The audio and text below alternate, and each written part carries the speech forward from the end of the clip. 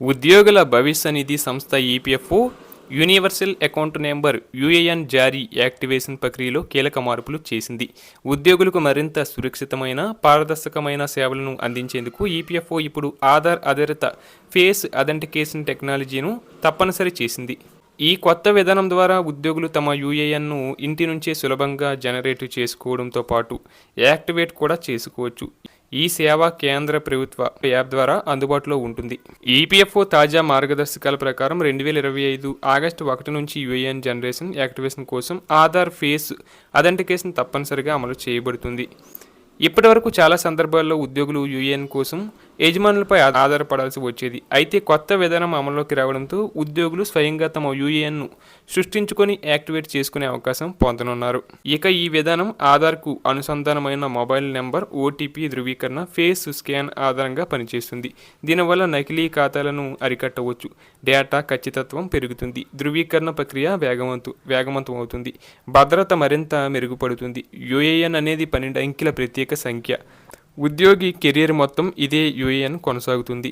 ఉద్యోగి పీఎఫ్ ఖాతాలన్నీ ఈ నెంబర్తోనే అనుసంధానించబడి ఉంటాయి.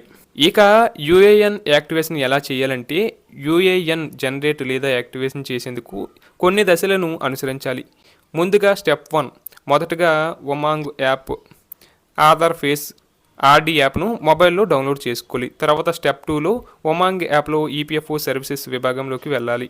స్టెప్ 3లో యూఏఎన్ అలాట్మెంట్ అండ్ యాక్టివేషన్ ఎంపికను చేసుకోవాలి. స్టెప్ 4లో ఆధార్ నెంబర్, ఆధార్కు లింక్ అయిన మొబైల్ నెంబర్ను నమోదు చేయాలి. స్టెప్ 5లో ఓటీపీ వెరిఫికేషన్ పూర్తి చేయాలి. ఇక స్టెప్ 6లో తదుపరి ఫేస్ స్కాన్ ప్రక్రియను పూర్తి చేయాలి. స్టెప్ 7లో ముఖ్య ధృవీకరణ విజయవంతమైతే యూఏఎన్ ఆటోమేటిక్గా జనరేట్ అవుతుంది లేదా యాక్టివేట్ అవుతుంది. దీనివల్ల ఉద్యోగులకు కలిగే ప్రయోజనాలు ఏంటంటే, ఈ కొత్త విధానం వల్ల ఉద్యోగులకు అనేక ప్రయోజనాలు లభించనున్నాయి. యజమాని లేదా కార్యాలయంపై ఆధారపడాల్సిన అవసరం ఉండదు. యూఏఎన్ జనరేట్ వేగవంతం అవుతుంది. కేవైసీ అప్డేట్లు త్వరగా పూర్తవుతాయి. పీఎఫ్ పాస్బుక్ డౌన్లోడ్ సులభం అవుతుంది. క్లెయిమ్ ప్రాసెసింగ్ వేగంగా జరుగుతుంది. మోసాలు, డూప్లికేట్ ఖాతాల అవకాశాలు తగ్గుతాయి. డిజిటల్ ఇండియాకు మరో ముందడుగు అవుతుంది.